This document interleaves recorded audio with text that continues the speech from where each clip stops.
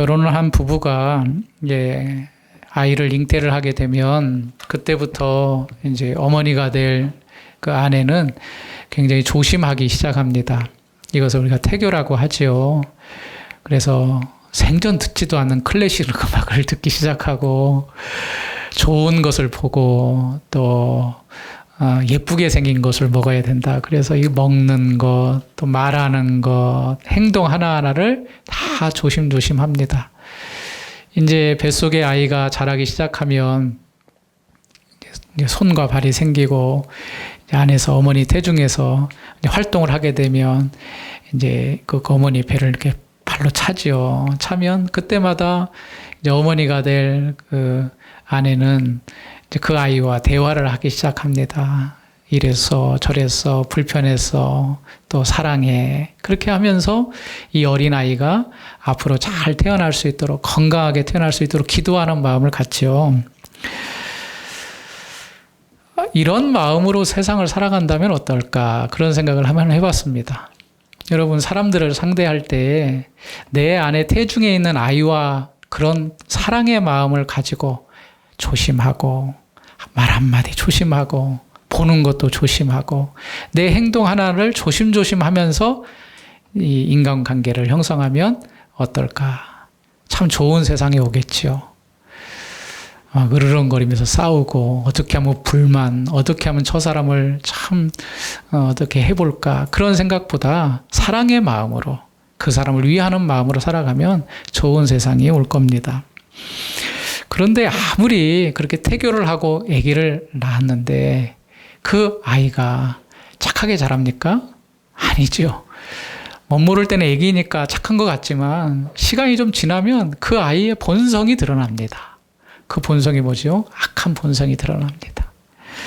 선을 행하고 싶지만 선을 행하지 못하는 것. 이게 바로 인간의 모습이거든요. 원래 이제 죄 아래에 있기 때문에 욕심은 있지만 그 욕심이 탐욕이 되고 탐욕을 넘어서 살인자가 되고 이런 세상을 살아가고 있는 것이 우리의 모습입니다. 여러분 예수님을 믿는다는 것은 어떤 의미인가? 이런 죄를 끊어냈다는 의미입니다. 내가 예수님을 믿는다는 것은 이런 원죄와 나의 모든 죄로부터 용서를 받고 이제는 이런 죄와 상관없는 삶을 살겠다는 결단인 겁니다. 그리고 예수님과 동행한다는 것은 이제는 하나님께서 원하시는 원래의 모습대로 살아가기를 원하는 자라는 뜻입니다. 우리가 지난 시간에 멍에에 대해서 배웠죠. 수고하고 무거운 짐진 자들아 다 내게로 오라. 내가 너를 쉬게 하겠다. 거기에만 끝나는 것이 아니라 나는 온유하고 겸손하니 나의 멍에를 베고 내게 배우라. 그렇게 말씀했습니다. 예수님을 믿는다는 것은 믿고 끝나는 것이 아니라 그 믿음과 함께 예수님의 삶으로 같이 멍에를 메고 가는 삶이다. 그랬습니다.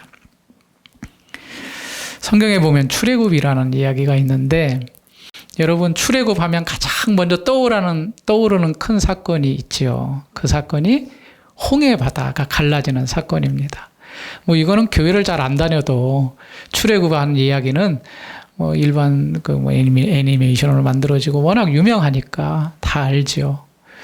그런데 생각해 보면 이 출애굽의 모든 역사 가운데 홍해가 갈라진 사건은 사실 극히 일부분입니다. 그게 엄청나고 대단한 사건이기는 맞지만 홍해가 바다가 갈라진 이후의 삶이 어떻게 보면 더 중요한 겁니다. 이 홍해 바다를 갈라서 이스라엘 백성이 그 아래로 지나갔다는 것은 세례를 의미한다. 그렇게 말하고 있거든요. 세례를 받았다는 것은 내가 이제 하나님 백성 되었다는 겁니다. 예수 믿었다는 겁니다. 그런데 그 이후의 삶이 어떻게 살아야 되는가? 구약을 보면 이 출애굽한 백성들이 그러한 세례를 받고 하나님의 백성이 되었으면 하나님의 뜻대로 살아야 되는데 하나님의 뜻대로 살지 않습니다.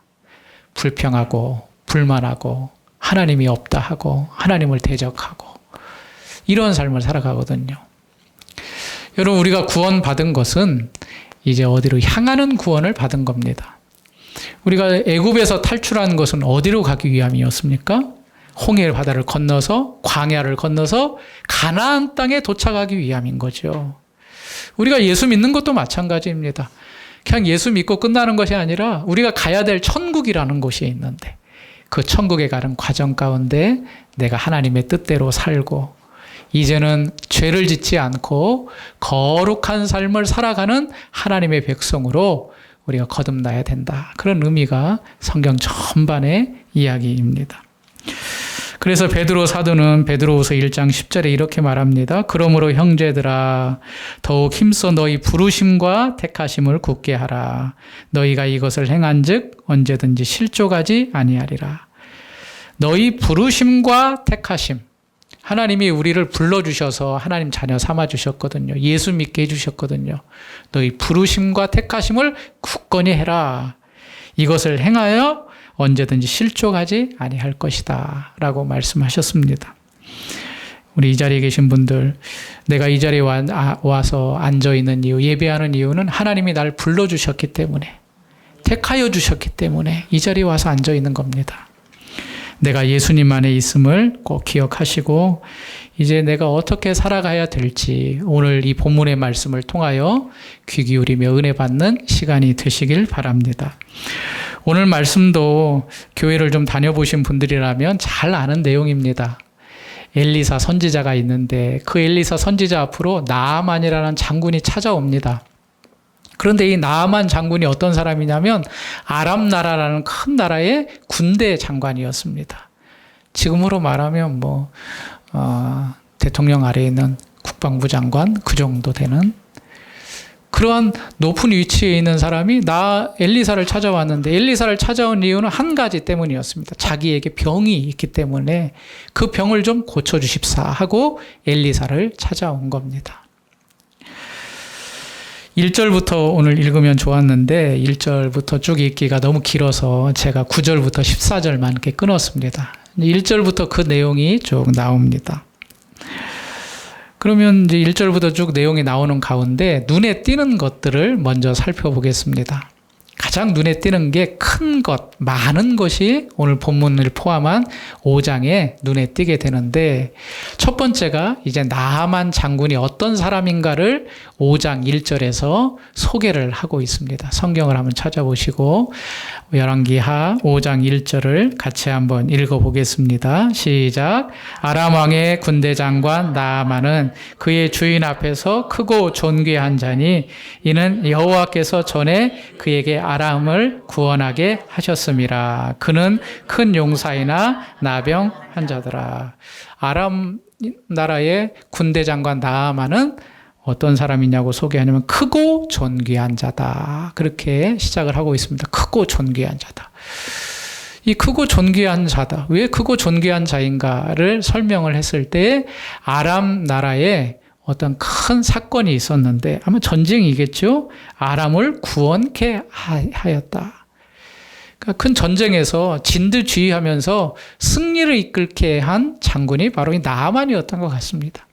그러니까 왕의 입장에서는 그 나라를 구원케 했으니까 대단한 인물이죠. 우리나라 역사로 말하면 이순신과 같은 배 몇 척을 가지고 일본 수백 척의 군함을 다 무찌르는 그런 입지전적인 그런 인물이 나아만이었습니다. 그러니 국가 차원에서 예우를 분명히 해야 되고 또 그의 리더십을 인정하고 군대 장관에까지 올린 것 같습니다. 그런데 1장 후반부에 또 한마디가 나오죠. 그는 큰 용사다. 그렇게 말하고 있습니다. 앞에서 크고 존귀한 자라는 큰과 이 후반부에 나오는 큰이라는 단어가 사실은 우리나라는 크다라고 같은 의미지만 이 히브리어는 다른 단어로 사용되고 있습니다. 여기 나중에 나오는 큰 용사라는 것은 몸집이 힘이 세다 그런 뜻입니다. 그러니까 나아만은 이렇게 저처럼 왜소한 인물이 아니라 군대 장관 같게 등치도 크고 아마 얼굴은 어떻게 생겼는지 모르지만 굉장히 남자답게 생긴 큰 용사다. 그렇게 말을 하고 있습니다. 여러분 혹시 연예인을 실제로 본 적이 있습니까? 저도 연예인을 한두 번 실제로 봤는데 여자 연예인 같은 경우는 화면에서 보는 것보다 훨씬 더 예쁘더라고요. 진짜 얼굴이 주먹만 하다 그런 표현이 맞을 정도로 진짜 얼굴이 작은데 너무너무 예쁘고 아름답더라고요. 또 축구 선수도 제가 봤습니다. 차범근 씨도 보고 김남일 씨도 휴게소를 가다가 받았는데, 차범근 감독을 만났을 때는 너무나 많이 봐서 그런지 익숙했는데, 이 김남일 선수를 봤는데 키가 정말 크더라고요. 180이 넘으니까. 진짜 축구 선수, 이런 운동하는 선수들에 매료되는 이유를 조금은 알 것 같아요. 이 나하만도 평상시 다른 사람보다는 아마 체구도 단단하고 큰 용사였고, 뿐만 아니라 리더십도 있어서 그 나라를 구원할 정도의 용맹함을 가졌으니 왕이 칭찬하고도 남을 만한 그런 사람이었습니다. 나하만이 그런 존재였습니다. 그리고 두 번째로 많은 것이 등장합니다. 5절 말씀을 또 읽어보겠습니다. 5절 시작. 아람 왕이 이르되 갈지어다. 이제 내가 이스라엘 왕에게 그를 보내리라 하더라. 나아만이 곧 떠날새 은 10달란트와 금 6,000개와 의복 10벌을 가지고 갔어. 이제 그가 자기의 병을 고치기 위해서 엘리사의 이야기를 듣고 이제 엘리사에게 찾아가는 과정 가운데 이제 자기 나라의 왕에게 부탁을 해서 왕이 편지를 또 써주면서 뭘 줬냐면 은 10달란트, 그리고 금 6,000개, 또 의복 10벌을 챙겨줬습니다. 여러분, 지금 지금 우리가 사용하는 수치대로 표현을 안 하니까 이 가치가 얼마나 큰지 모르지만, 이거를 지금의 시세로 환산해 보면 엄청나게 큰 금액입니다. 일단은 은 몇 달란트요? 10달란트. 달란트는 한 달란트가 35kg입니다. 그럼 10달란트는 몇 킬로입니까? 350kg. 은이 350kg입니다. 금으로 하면 어마어마한 돈이겠죠. 금보다는 은이 시세가 조금 싸니까. 제가 계산을 해봤는데 한 5억이나 6억 정도 됩니다. 은 10달란트가. 그리고 그 다음에 챙긴 게 뭡니까? 금 6,000개를 챙겼다. 은보다 금이 비쌀 텐데 금은 6,000개. 그러면 그 개, 우리 표현은 6,000개라고 했지만 원어 성경에는 금 6,000이라고만 썼습니다. 그래서 어떤 학자는 이게 세겔일 것이다. 세겔이라는 걸 조금만 동전을 말하거든요. 그 세겔로 계산하면 무려 한 사람이 65년 동안 월급 받은 액수가 6,000세겔입니다. 그러니까 연봉을 5천만 원으로 잡으면 65년 동안 모으면 얼마입니까? 30억이 넘죠. 그 정도의 가치의 금을 챙겼습니다. 거기에 마지막으로 또 뭘 챙겼죠? 의복 10벌. 우리나라 의복 10벌이라면 여름에 입는 티도 있고 양복도 있고 거대야 양복 10벌 챙길 수 있다 생각하지만, 여기서 말하는 의복은 일반 사람들이 입는 옷이 아니라 적어도 지위가 높은 사람들이 입는 옷 10벌을 챙겼다, 그 말입니다. 여기에는 금과 은으로 된 장식이 있을 것이고, 무엇보다도 이 옷은 쉽게 만들 수 있는 옷이 아닙니다. 여러분, 요즘에 우리가 그 명품이 있죠. 명품도 고가의 명품은 한정판이, 이건 돈 있어도 살 수 없는 게 한정판이잖아요. 꼭 그 시기에 그곳에서만 살 수 있는, 마치 한정판과 같은 명품 옷 10벌을 챙겨가지고 엘리사를 찾아간 겁니다. 나아만이 높은 사람이었죠. 크고 존귀한 자. 거기에다가 그가 가진 물품과 선물도 상상을 초월할 정도로 어마어마했습니다. 마지막으로 그의 장엄한 모습이 등장합니다. 오늘 9절부터 읽었지요. 9절 말씀 한번 읽겠습니다. 나아만이 이에 말들과 병거들을 거느리고 이르러 엘리사의 집 문에. 여러분, 나아만이 엘리사 집에 간 이유는 뭡니까? 병 고치러 갔지요. 병 고치러 갔는데 사실 종 몇 명만 데리고 가도 되잖아요. 근데 뭘 끌고 갔어요? 말들과 병거들을 끌고 갔어요. 물론 자기의 위치가 군대 장관이니까 기본적으로 끌고 올 수 있다 생각하지만, 엘리사가 볼 때에도 자기 병 고치러 오는 사람인데 전쟁하러 가는 것도 아닌데 말들과 병거들을 끌고 수행원을 끌고 거기에 종들까지 합세해서 어마어마한 위험을 나타내며 누구 집 앞에 찾아온 겁니까? 엘리사의 집에 찾아온 겁니다. 여러분 한번 생각해 보십시오. 크고 존귀한 자, 병을 고치기 위해서 아람 왕이 아마도 제공한 그 금은 보화들, 의복들 뿐만 아니라 자기의 위치에 맞게 경호하는 많은 사람들이 나아만과 함께 대동해서 엘리사 집에 찾아온 겁니다. 그런데 이런 명성과 위엄에 맞지 않게 나아만은 어떤 사람이었다라고 1절에 말하냐면 그는 나병 환자였다. 그렇게 말하고 있습니다. 나병 환자였다. 이런 걸 보면서 참 인생이 어떤 건가를 함께 한번 깨닫습니다. 여러분, 완벽한 인생이 있을까요? 없습니다.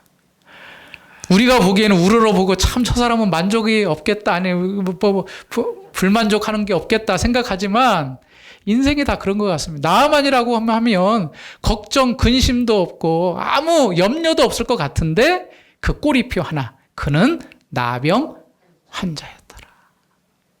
그에게도 말 못할 고민, 많은 사람 앞에 가지 못할 그런 환자의 모습이 있었다는 겁니다. 구약 성경, 특별히 이스라엘 민족에게 나병이라는 것은 굉장히 중한 질병이었습니다. 일단 나병을 진단하기 위해서 제사장이 그 났던 부위나 집들을 다 살피는데 나병이라는 것은 악성 피부병이거든요. 이전 성경으로 문둥병 그랬죠. 이런 나병이 걸리면 일단은 진찰을 하고 나병이라고 확정이 되면 무리에서 떨어져야 됐습니다. 그리고 그는 부정한 자로 취급을 받았습니다. 물론 그게 이제 전염력도 있고 그런 위험성도 있겠지만 하나님께서 그 사람을 이제 저주했다. 그런 생각을 가지고 이 나병 환자는 일정 기간 그 병이 나을 때까지 떨어져 있어야 됐고 멀리 이제 격리가 되었어야 됩니다. 이 나아만 같은 경우는 이스라엘 백성이 아니기 때문에 격리는 하지 않은 것 같습니다. 그렇지만 자기의 몸이 피부가 일그러지고 쓰러지고 심지어는 나병에 걸리면 이제 팔도 잘라지고 이러한 상황 가운데 이제 나의 목숨이 끊어지는구나. 그러한 생각을 가지고 있는 이 나아만이었던 거죠. 그런데 이때 나아만에게 자기 아내를 통하여 한 이야기를 듣습니다. 그게 바로 5장 3절의 말씀입니다. 5장 3절도 한번 찾아보겠습니다. 5장 3절 읽겠습니다. 그의 여주인에게 이르되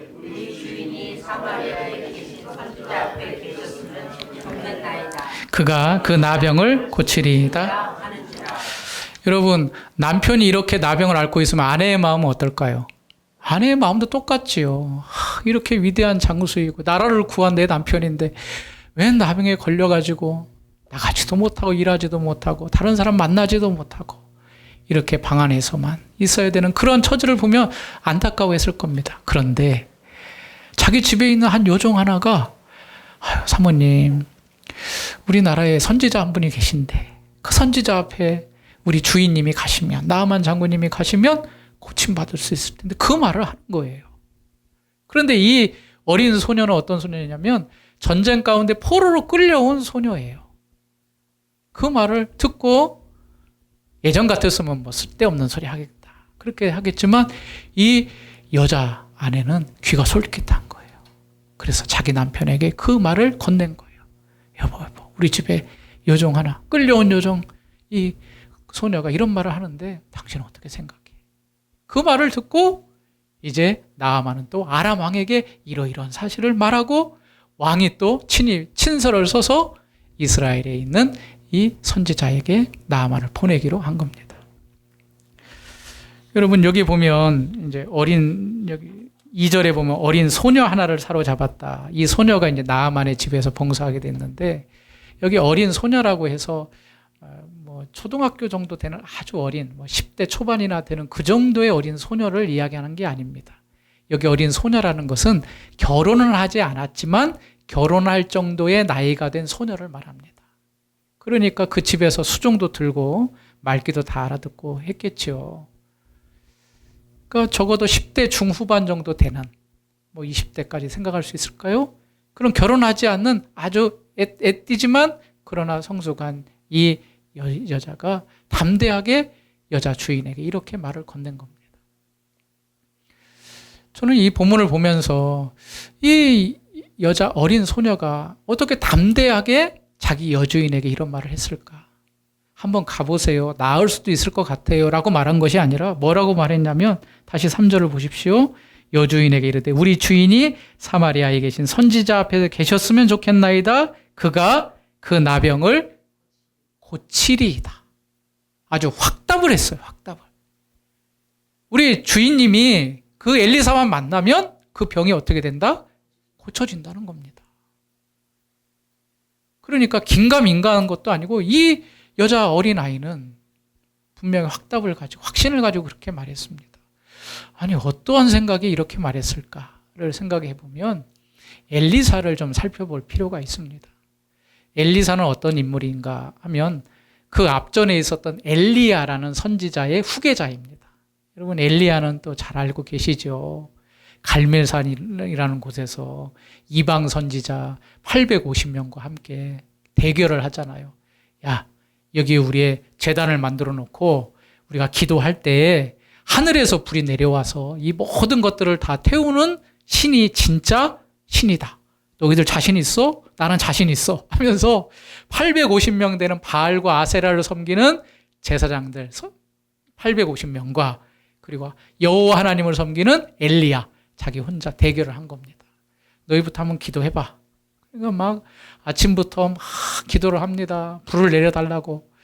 1시간이 지나고 2시간이 불이 안 내려오니까 막 칼로 자기를 막 몸을 찢으면서 막 빨리 불을 내려주십시오 하면서 막 열광을 합니다. 그래도 점심이 지나도 불이 안 내려오는 겁니다. 저녁쯤이 됐습니다. 이들이 막 지쳐가지고 이제는 할 걸 다 했는데 불이 안 내려오니까 이제 엘리야에게 양보를 하죠.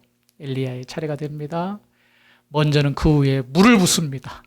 물을 다 부어 이제 도랑을 만들어 도랑에 물이 축축하게 차도록 한 다음에 엘리야가 무릎을 꿇고 기도할 때에 그 즉시 하늘에서 불이 내려와서 그 재물뿐만 아니라 그 도랑에 있는 물까지 다 말려버리는 아주 놀라운 일이 벌어집니다.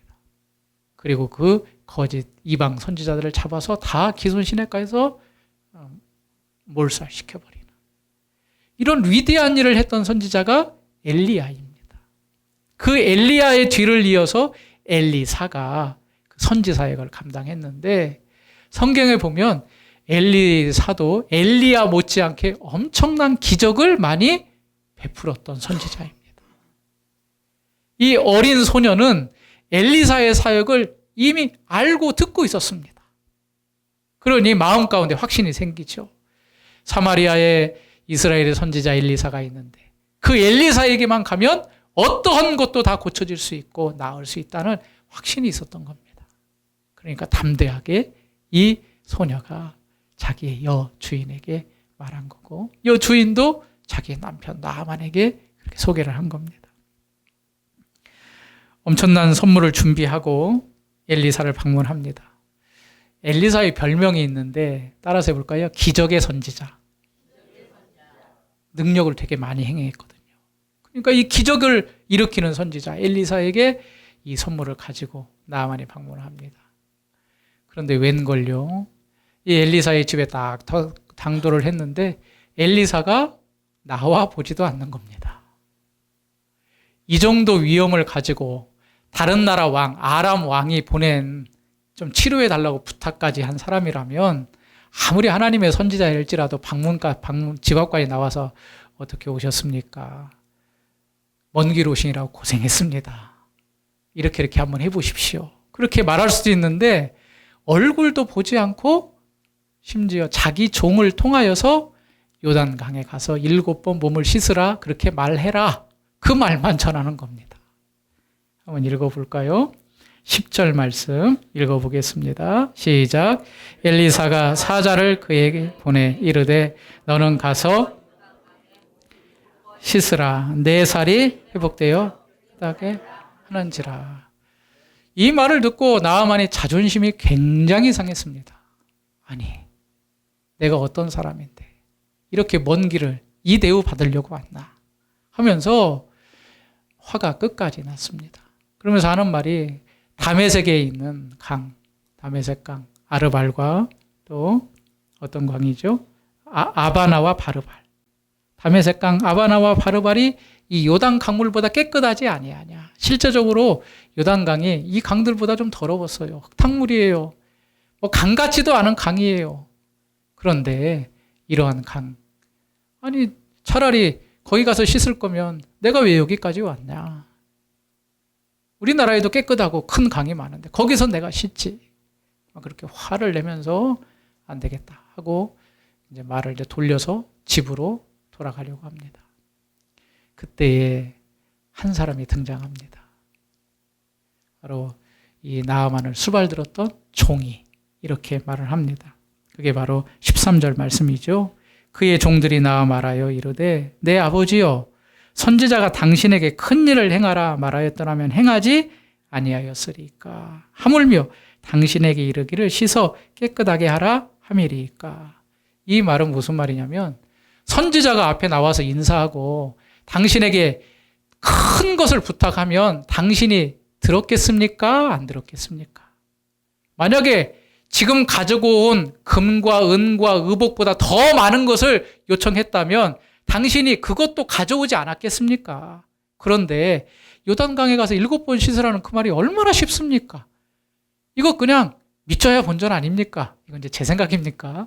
여기까지 이렇게 힘들게 왔는데 힘들고 주문한 것도 아니고 좀 자존심 좀 내려놓으시고 요단강에 7번 엘리사 말대로 한번 몸을 씻어보십시다. 그렇게 건의를 한 겁니다. 그런데 나아만이 그 말을 듣고 그 종의 말을 내치지 않습니다. 그래 알았다 하면서 요단강에 7번 몸을 담그지요. 마지막 14절 같이 읽겠습니다. 나아만이 이에 내려가서 하나님의 사람의 말대로 요단강에 7번 몸을 잠그니 그의 살이 살같이 깨끗하게 되었더라. 가장 기뻐한 사람이 누구였을까요? 나아만 자신이었겠죠. 지금까지 의구심과 이게 진짜 긴가민가, 또 마지막까지 와서는 참 사람답지 못한 대우, 자기의 명성과는 걸맞지 않는 그런 예우를 받고도 이렇게 들어갔을 때에 저는 이런 생각까지 한 번 들어가고 2번 들어가고 3번 들어갔을 때 진짜 나을까? 7번이라 그랬는데 그런 여러 가지 갈등과 생각이 있지 않았겠습니까? 그런데 7번째 딱 잠그고 나왔을 때 자기의 일그러진 부부들이 다 깨끗하게 되어서 어린아이와 피부와 같이 되었을 때에 그 기쁨은 말로 할 수 없었을 것입니다. 여러분 오늘 말씀이 간단한 말씀이고 그런가 보다 하지만 여기에 저는 귀한 우리에게 주시는 하나님의 음성이 있다고 생각합니다. 그것은 뭐냐면 먼저는 작고 어리고 천한 것에 귀를 기울이는 우리 모습이 있어야 된다라는 사실을 깨닫습니다. 나아만이 엘리사 집에 가게 된 첫 출발이 누구부터 시작했습니까? 어린 소녀의 한마디 말부터 시작이 됐습니다. 우리 주인님이 사마리아에 계신 선지자 앞에 갔으면 나을 텐데. 그 말 한마디 때문에 지금 여기까지 온 거거든요. 두 번째, 나아만이 엘리사 집 앞에 있을 때 속상하고 화를 냈다 그랬습니다. 돌아가고 말의 고삐를 돌렸습니다. 그때에 그를 설득한 사람이 누구였습니까? 그의 바로 직하에 있는 부하도 아니고 이스라엘 왕도 아니고 아람 왕도 아니고 자기의 수하의 종이었습니다. 여러분 한번 생각을 해보십시오. 막 지금 주인님이 화가 막 엄청나게 났어요. 막 그냥 울그락불그락 했어요. 그러면 그 앞에 가서 자기의 생각을 말할 수 있겠습니까? 없겠습니까? 사실 말한다는 것 자체가 어떻게 보면 자기의 목숨을 거는 행동하고 똑같은 거예요. 네가 감히 어디다 대고 나를 설득하려고 해.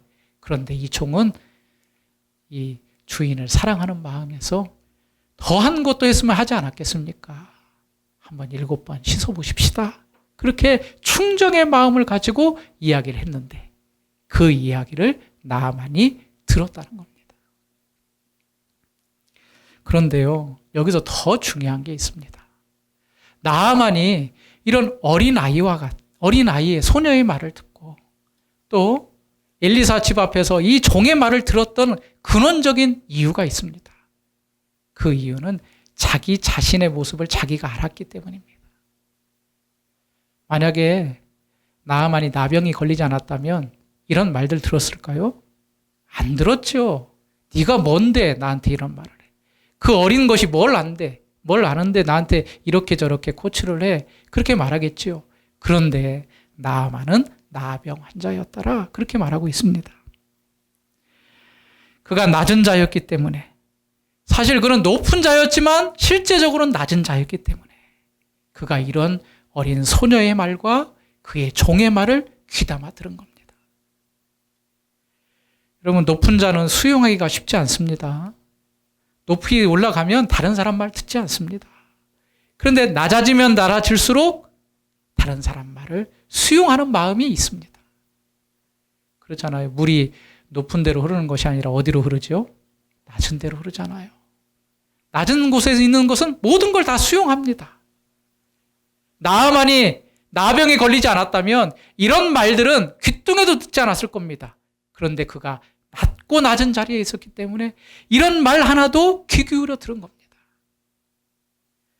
귀 기울여 들었기 때문에 그의 질병이 고침을 받은 겁니다. 이것이 바로 은혜입니다. 이것이 은혜. 여러분, 고통 가운데 있고 고난 가운데 있는 게 은혜입니다. 우리가 이걸 알아야 됩니다. 하나님 나에게 이런 어려움을 주시는 것, 물론 지금 내 모습이 초량하고 참 내가 보기에도 너무 힘들지만 그러나 그게 은혜입니다. 왜냐하면 나를 낮아지게 하기 때문에 그렇습니다. 그래서 성경 119편 71절 말씀에 보면 이렇게 말하고 있죠. 고난당하는 것이 내게 유익이다. 고난당하는 것이 나에게 유익이다. 왜냐? 이로 말미암아 내가 주의 율례를 배우게 되었기 때문이다. 우리 사랑하는 주안의 교회 성도님들, 내가 어려운 가운데 있을지라도 그 어려움 가운데 있으므로 내가 낮아짐을 감사하십시오. 낮아졌기 때문에 이제 소리가 들리는 겁니다. 그전에는 내 마음대로 했거든요. 내 원하는 대로, 또 내가 옳은 대로, 또 내 말이 맞다고 생각했거든요. 그런데 낮아지면 낮아질수록 다른 사람의 이야기, 이런 작은 소녀의 이야기, 예전에는 듣지 않았던 종들의 이야기가 들리는 겁니다. 그리고 그 소리를 듣고 행했을 때에 그 가운데 내가 살림을 받고 고침을 받는 기적이 일어나게 된 것입니다. 성경을 보면 엄청난 일이 아주 작은 것에서 시작되는 것 알죠? 구약의 대표적인 사건 하나, 신약의 대표적인 사건 하나를 들어보면 구약에는 다윗과 골리앗의 이야기가 있습니다. 이거는 상대도 안 되는 전쟁입니다. 3m나 넘는 그 골리앗의 키에 갑옷을 입고 칼과 단창을 가진 그 사람을 누가 상대할 수 있겠습니까? 그런데 하나님은 갑옷도 맞지 않고 무기도 없고 물매와 물맷돌 5개를 가진 다윗을 보냅니다. 그런데 그 전장이 너무 싱겁게 끝나죠. 한 방에 끝나버립니다. 돌 하나로. 신약에 또 좋은 예가 있습니다. 오병이어의 기적. 베세다 건너편 그곳에서 베세다 광야에서 이제 예수님께서 많은 사람들이 모인 가운데 천국 복음을 전하는데 사람들이 배고파 하잖아요. 아니 이 사람들을 다 먹일 수 있으려면 적어도 200데나리온 이상 되는 많은 돈이 필요한데 구할 수도 없고 음식을 가져올 수도 없고 그때에 제자들 중에 한 사람이 뭘 찾아냈냐면 어린아이가 가져온 도시락 하나를 찾아온 겁니다. 거기에 보리떡 5개와 물고기 2마리. 그것을 가지고 하늘을 들어서 축사하시고 나누어 주었더니 5,000명이 다 먹고 12바구니가 나왔습니다. 작은 것 하나에서 놀라운 기적이 일어난 거죠. 여러분, 우리가 작은 것 또 어리다고 무시하거나 쉽게 지나쳐서는 안 됩니다. 무엇보다도 우리를 살리는 말씀이 어디 있는가? 선지자의 말씀이잖아요. 엘리사의 말 가운데 생명력이 있잖아요. 우리를 살리는 것은 하나님의 말씀입니다.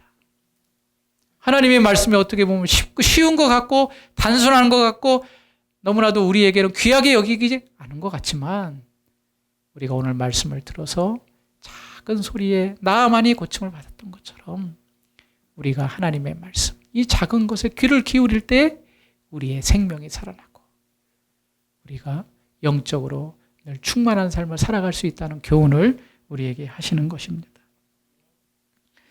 여러분을 살리는 소리는 멀리 있지 않습니다. 여러분을 살리는 소리는 아주 가까운 곳에 있습니다. 우리가 겸손할 때 그 소리를 들을 수가 있습니다. 여러분, 하나님의 말씀을 들으십시오. 하나님의 말씀이 나를 살린다는 확신을 가지고 믿으십시오. 그럴 때 우리가 이 세상을 넉넉히 살아갈 수가 있습니다. 한 가지 예화만 더 들겠습니다. 어거스틴이라는 지금으로부터 수천 년 전에 살았던 그러한 신학자요, 철학자인데, 어거스틴이 쓴 책 가운데 고전 중에 고전이 있죠. 고백록이라는 책이 있습니다. 그 고백록에 자기가 어떻게 회심하게 되었는가 그 이야기를 쓰게 되는데, 그 회심하는 과정이 어린 아이들의 노랫소리로부터 시작이 됩니다. 집어들어 읽어라, 집어들어 읽어라, 집어들어 읽어라. 놀이터에서 노래하는 그 소리를 어거스틴이 듣게 됩니다. 집어들어 읽어라. 그래서 가까이 있는 성경책을 집어서 딱 펼쳤는데 그 말씀이 그를 완전하게 180도 바꾸는 말씀이 되었습니다. 로마서 13장 13절. 낮에와 같이 단정히 행하고 방탕하거나 술 취하지 말며 음란하거나 호색하지 말며 다투거나 시기하지 말고 오직 주 예수 그리스도로 옷 입고 정욕을 위하여 육신의 일을 도모하지 말. 이 말씀이 눈에 확 들어온 겁니다. 그가 그동안 방탕하고 헤매고 다른 신을 쫓았던 모든 것들이 이 말씀에 꽂히면서 그가 하나님께로 돌아오는 시발점이 되었습니다. 어린아이의 소리. 우리에게는 작은 소리 같은 하나님의 말씀이 있습니다.